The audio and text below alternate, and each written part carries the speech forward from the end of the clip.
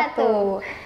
Halo pemirsa Semakin Sipi, gimana nih kabarnya? Sehat kan? Teh Dewi gimana kabarnya? Sehat kan? Alhamdulillah sehat. Alhamdulillah. Gimana puasanya? Lancar kan Teh Dewi? Alhamdulillah lancar juga. Kalau Teh Diana sendiri gimana nih? Alhamdulillah lancar juga. Semoga terus lancar ke depannya ya. Amin. Tapi kira-kira Teh Dewi siapa ya narasumber kali ini?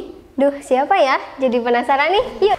Assalamualaikum warahmatullahi wabarakatuh, Teh Dewi. Ya, terima kasih. Atur Gimana nih nuhun. selama perjalanan? Apakah ada hambatan-hambatan gitu? Alhamdulillah banyak sekali kendala yang dijalani. Sebelumnya saya ucapkan Assalamualaikum warahmatullahi wabarakatuh. Waalaikumsalam warahmatullahi wabarakatuh. Pada sehat semuanya ya. Alhamdulillah sehat. Saya nggak ditanya atau terlalu telat ini. Ya tadi kita udah nungguin Pak Fadil nih. Biasa, Lama banget. siap. Karena di awal Ramadan mungkin semua orang lagi reschedule mungkin ya. Reschedule dari jadwal awal ke jadwal yang selanjutnya. Dikarenakan sekarang itu lagi bulan puasa ya Pak. Gimana sih cara menyikapi puasa sebagaimana tugas seorang hamba itu seperti apa? Dan daripada penasaran, mending kita langsung obrolin aja sama Pak Fadilnya. Silahkan Pak Fadil. Ya sebelumnya Assalamualaikum warahmatullahi wabarakatuh para netizen Ngopi Ramadan Smaknis TV bersama kami ya di sini, dan alhamdulillah terima kasih sudah mengundang saya, dan alhamdulillah saya bisa datang di sini walaupun dengan perjalanan yang sangat panjang sekali. Waduh. Panjang telat sih, mohon maaf, tapi mudah-mudahan reschedule ke depan tidak ada hal seperti ini lagi lah. Iya. Kemudian bismillah, alhamdulillah, masya Allah, la haula wala quwata illa billah. Jika kita melihat kalau ada pertanyaan bagaimana puasa itu dilihat sebagai kewajiban seorang hamba, mungkin seperti itu. Kalau kita melihat dan sering mendengar dengan ayat-ayat legendaris, maksudnya ayat-ayat yang sering diputar setiap Ramadan, di berbagai channel pasti ada, di setiap tulisan pasti ada. Ya ayyuhalladzina amanu kutiba alaikumusiyam, sampai akhir ayat, ila akhir ayat wa wallahu alam ma'nan wa lafdhan. Tapi sebelum ke situ mungkin kita sudah dibiasakan dengan salah satu ayat dalam Al-Qur'an. Bunyinya adalah wa ma khalaqtul jinna insa illa liya'budun. Jadi manusia itu sebagai makhluk Allah dan jin diciptakan kecuali untuk beribadah kepada Allah. Dan salah satu ibadah yang diperintahkan Allah adalah puasa atau saum atau siam. Dan biasa kita mendengar dan membiasakan mendengarnya itu siam ya. Kenapa siam? Kalau siam itu kan menahan, artinya menahan, atau bahasa Sundanya itu ngeker katanya. Jadi menahan dari makan dan minum, kemudian menahan dari hawa nafsu, menahan dari rasa marah, mohon maaf gitu kan. Tapi kita tidak marah ya Teh Dewi? Tidak marah, sangat mudah-mudahan di sini orang-orang ngopi bareng Ramadan itu orang-orang baik semua, amin. Ya, amin. Jadi maksudnya karena kita sebagai manusia yang diciptakan untuk beribadah kepada Allah, seperti arti siam itu adalah menahan dari makan dan minum, akan tetapi karena kita sekarang sudah menuju dari remaja menuju dewasa ya kalau SMA itu, dan mudah-mudahan kita bisa mengetahui puasa itu atau siam itu bukan hanya menahan nafsu makan, minum, ataupun hawajis ataupun was-was. Kalau hawajis itu adalah godaan dari jiwa kita, dari nafsu kita. Kalau was-was itu minasyaiton, jadi godaan-godaan yang berasal dari setan. Jika kita melihat lagi dari arti dari saum, apalagi kita dari siam, menahan dari makan dan minum ya Teh Dewi, dan harus ditahan itu juga. Kalau kita melihat dari arti menahan, kita harus menahan makan dan minum ya nggak, dari pagi, dari terbitnya fajar shadiq sampai ghurubis syamsi atau terbenamnya matahari, itu menahan makan minum. Kalau kita menahan dari segala hal yang membatalkan puasa itu, lah Pak, kenapa kalau tidur bisa ditahan nggak gitu kan? Iya nggak Teh Dewi? Iya. Tidur bisa ditahan nggak sih? Sebetulnya bisa juga. Akan tapi kan Pak, saya pernah mendengar ungkapan salah satu ulama saya gitu kan. Kalau kita melihat dari arti siam adalah menahan ya, menahan dari makan, minum dan nafsu atau hawajis. Godaan yang dari nafsu atau minal waswas itu dari godaan yang berasal dari setan. Akan tapi kan setan itu di bulan puasa dirajam ya bahasa ininya, atau mungkin dipenjarakan gitu seperti itu. Tapi kenapa Pak kok masih banyak yang tidak puasa ya? Karena itu beliau itu kita menyebutnya beliau saja karena mereka itu mungkin mudah-mudahan diberikan hidayah dan taufik segera bisa berpuasa. Karena mereka tergoda dari hawajisnya itu, jadi bukan dari godaan setan, tapi setan menggoda selama 1 bulan, ya nggak? Selama 1 bulan menggodanya, 11 bulan, mohon maaf, 11 bulan menggoda kita dari Syawal sampai Sya'ban, kemudian kita tidak dipertemukan dengan setan, wujud setan di dalam arti yang menggoda kita di bulan Ramadan, akan tetapi setan itu mungkin sukses menggoda kita selama 11 bulan. Gitu. Kemudian kalau kita mengartikan siam itu menahan saja, ayo dong, itu definisi anak-anak ya, anak-anak kecil yang kemarin mungkin. Kalau dari godaan teman, itu masuknya ke godaan apa tuh, Pak Fadil? Kalau teman bisa dikatakan ya itu juga hawajis juga ya, itu godaan nafsu juga yang mungkin nafsu itu diciptakan dari yang berasal dari temannya, gitu kan. Temannya menggoda seperti itu, sirup enak nih gitu. Jadi yang sebetulnya kita tidak terlalu suka dengan salah satu produk jelly, tapi kenapa di bulan puasa itu seakan-akan menggoda dan seakan-akan nikmat, menggiurkan. Katakanlah boba atau apapun itulah ya. Apalagi es kelapa kan Teh Dewi. Apalagi es kelapa, dan ini waktu buka ternyata masih beberapa jam pemirsa. Dan mungkin saya mengajak seluruh para netizen ngopi ya, kalau bisa yuk kita tingkatkan lagi dari siam kita menjadi shaum. Karena kalau shaum itu bukan berarti menahan menahan dari menahan makan dan minum, akan tapi shaum lebih ke menjaga perilaku kita, menjaga mata kita, kemudian pendengaran dan seluruh ala kulli halin dari setiap perkara kita mudah-mudahan dijaga. Dan itu untuk apa? Untuk dilatih menuju 11 bulan yang sebetulnya itu adalah ujian yang sesungguhnya. Teh Dewi pernah dengar ini nggak? Kenapa di bulan puasa itu kita berlatih untuk sabar ya? Pernah. Ya, pernah berlatih menuju sabar. Akan tapi kalau di bulan Ramadan ini kita berlatih sabar, berarti sabar yang sebetulnya di mana dong? Berarti di 11 bulan setelah Ramadan, ya nggak? Jadi sabar ini kita latih di bulan puasa atau di bulan Ramadan, kemudian kita juga menjaga dari perbuatan yang tadinya dilarang dan kita masih melakukan. Kita latih, Ramadan ini saya tidak akan melakukan ini, misalkan ya, tidak akan melakukan perbuatan yang tidak diridhoi Allah, misalkan gitu. Jadi ya mudah-mudahan itu bakalan berdampak setelah Ramadannya. Jadi akan ada peribahasa di akhir itu menuju kemenangan. Hey, kita belum tahu siapa yang menang itu, ya nggak? Kita masuk yang menang nggak? Wah, 30 hari menuju kemenangan nih. Menangan itu Ramadan, akhir Ramadan, atau bisa disebut dengan malam Idul Fitri kan? Kan tapi kita sudah masuk kategori menang belum? Tapi ternyata kita masih tergoda dengan iklan-iklan yang ada di YouTube, iklan marjan kok menggoda gitu ya. Makanya sebelum itu yuk premium kan gitu. Kita premium kan biar tidak ada biar tidak ada iklan-iklan yang menggoda, apapun iklan di dalam kehidupan kita, seperti itu.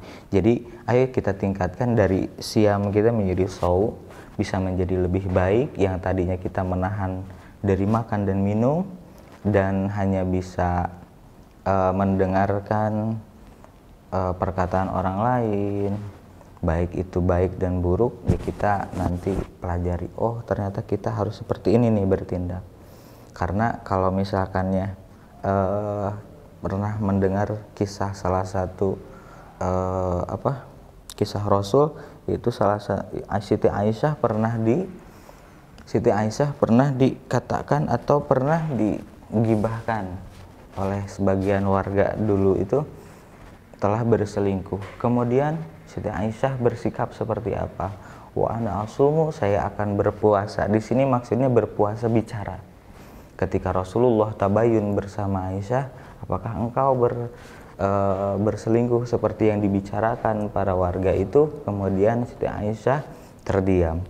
Dan setelah itu wahyu Allah turun, ternyata bahwa Siti Aisyah adalah orang yang suci dari perbuatan perselingkuhan itu. Allah itu sebagai Khalik, sepatutnya lah kita merujuk atau menyembah beliau dengan mentaati seluruh perintahnya, baik itu puasanya ataupun sholat. Dan banyak yang dilewatkan sekali. Puasanya rajin nih, dia tamat sampai akhir, sampai maghrib. Bahkan dia bersama kegiatannya baksos ataupun bagi-bagi takjil judulnya. Tapi mohon maaf, itu sholat asar dan maghribnya dia kelewat. Sedangkan ada prinsip kalau perbuatan yang lain dunas sholah atau tidak ada sholatnya, itu bagaikan 1 juta tidak ada satunya, berarti semuanya nol dong. Berarti ayo dong sholatnya juga dirajinkan dan puasanya kita bangun menjadi puasa yang berkualitas. Kalau orang yang ngabuburit sama ayangnya tuh gimana tuh? Lagi tren banget itu. Lagi tren sekali, mohon maaf, ini mungkin para para pemuda-pemuda yang berbahagia. Tapi mohon maaf bagi para jomblo, Anda sekarang sedang berbahagia, menikmati pahala saum yang seutuhnya. Mudah-mudahan seperti itu. Jomblo alhamdulillah. Bagi para netizen yang mungkin di luaran mencari potongan-potongan hati yang membahagiakan, ada di sini ternyata. Akan tapi mohon maaf, yang di sini hanya untuk dihalalkan. Seperti itu ya. Betul. Jadi kalau bagaimana caranya kita itu ngabuburit tapi dengan ayang, iya nggak? Gimana tuh? Kalau kita melihat kita berpuasa itu kan menahan ya, yang tadi kita bahas. Kemudian kita tahan selama 1 hari dari pagi sampai dari sahur sampai katakanlah sholat asar, dan setelah asar berderinglah handphone kita, beb ngebuburit yuk gitu kan. Itu merupakan salah satu godaan setan yang terkutuk gitu. Akan tapi setannya ya karena setan tidak berwujud, di situ menjadi hawajis tadi atau godaan yang berasal dari hawa nafsu seseorang. Jadi seharusnya si ayang pun paham bagaimana sih kriteria puasa. Sebetulnya pacaran tuh nggak ada yang syar'i deh. Pacaran tuh nggak ada yang syar'i. Pas saya itu pacaran, kemudian kamu pacarannya kemana? Hangout nih kemana? Saya hangout nih ke pengajian deh. Masya Allah gitu kan. Kalau konteks zohir mata para netizen itu mungkin dia itu bisa membawa ke dalam kebaikan sekali, dari yang tadinya tidak menyukai pengajian jadi menyukai pengajian. Mungkin ada sisi positifnya, cuman kalau saya menyarankan itu sangat mubah ya. Kalau mubah kita menahan dari pagi sampai sore dan diakhiri dengan perbuatan yang sangat mendekati perbuatan yang tidak diridhoi Allah lah. Jadi apalagi kita berboncengan, ya nggak mungkin itu kalau misalnya ayang, mohon maaf ayang kita lagi bukan mahram lah, terus kemarin menjadi mahram gitu kan, enggak juga. Lebih baik putus gitu ya. Iya, lebih baik putuskan di KUA. Nah gitu. Iya. Bener sih. putuskan di KUA. Kalau diputuskan di handphone itu sakit deh. Ya. Tapi Gitu. gimana nih kalau misalkan dalam 1 bulan Ramadan itu menahan diri untuk tidak pacaran, tetapi sesudah Ramadan itu dilanjut lagi, gimana itu? Gak apa-apa. Oh, jadi mungkin ada para netizen yang di sini. Jadi mungkin ada para pas munggahan itu mungkin yang kemarin dibahas itu. Sayang boleh nggak kita break dulu dong 1 bulan? Emang kamu ngapain? Saya syuting Ramadan nih, malu di netizen. Nggak gitu juga konsepnya. Jadi nggak gitu. Jadi kalau misalkan ada pun hal seperti itu mau dijalankan ya, saya sangat mendukung untuk mendukung bukan untuk bulan Ramadan dan dimulai lagi di Syawal, bukan. Yang di awal Ramadan ada komitmen kita bisa dulu break nggak 1 bulan, itu saya sangat setuju. Dan saya mendoakan semoga sampai akhir nanti dia break, sampai akhir perjalanan kehidupannya dan diawali dengan kehidupan di KUA yang lebih lebih halal gitu. Apalagi kan kalau sekarang lebih ngetrennya nikah muda ya. Enggak. Tapi nikah muda itu Tertarik gak nih? Jangan dulu dong. karena kita masih di fasenya pembelajaran, jadi yuk gali dulu dong keilmuannya. Karena ternyata pernikahan itu bukan hanya tentang kehidupan berdua saja, akan tapi bagaimana setelah berdua ternyata kita ada orang ketiga, anak kita, setelah anak kita ada nanti cucu kita, itulah yang harus kita bekali. Jadi pernikahan itu mohon maaf bukan sesuatu perkara yang harus dipaksakan segera, akan tetapi semua akan halal pada waktunya. Itu dalil saya yang mungkin sekarang belum ya. Mohon maaf para suhu di Smaknis. Gitu mungkin. Jadi diusahakan ya, dijaga dulu lah saumnya, ditingkatkan menjadi puasa yang berkualitas. Walaupun ada yang ngajak untuk ngabuburit, yuk daripada kalian ngabuburit ke jalan, mendingan ngabuburit bersama handphone dan beli kuota di Ngopi Ramadan. Itu sih, betul nggak? Betul. Kok iklan ya akhirnya, tapi mudah-mudahan ini pengajak syiar juga. Kayak gitu mungkin Teh Diana, Teh Dewi, mudah-mudahan puasa kita bukan hanya sekedar puasa yang menahan makan dan minum, tapi hati pun dijaga, perbuatan, mata, dan yang lainnya dijaga. Karena kalau kita hanya menahan saja dari makan dan minum, kutiba alaikumus syiyam kama kutiba alal ladzina minkum, gitu. Seperti halnya Allah telah mewajibkan kepada umat-umat terdahulu, seperti itu ya. Jadi ada pembedanya sebetulnya. Jadi ada pembeda dari agama dahulu itu, karena kalau kita lihat puasa mungkin agama Nasrani, Yahudi juga ada. Kemudian jika kitab suci, mereka pun punya qiyamul lail, mereka punya juga qiyamul lail atau bangun malam untuk mendekatkan taqarrub ma'rifat kepada Allah, mereka punya juga. Hanya ada satu pembeda dengan saum kita sebagai umat Muhammad, apa? Yaitu adanya sahur. Makanya sering kita mendengarkan di waktu lulungu kita ketika bangun dari sahur, tasahharu fa inna fis sahuri barokah. Hei, bangunlah, ayo makan sahur, karena sahur itu membawa berkah. Walaupun minum saja dan kita niatkan untuk sahur, itu insya Allah akan menjadi ibadah bagi kita. Jadi Allah menciptakan kita sebagai manusia atau makhluk, jadi untuk beribadah. Jadi Allah giring seluruhnya perbuatan kita menjadikan ibadah.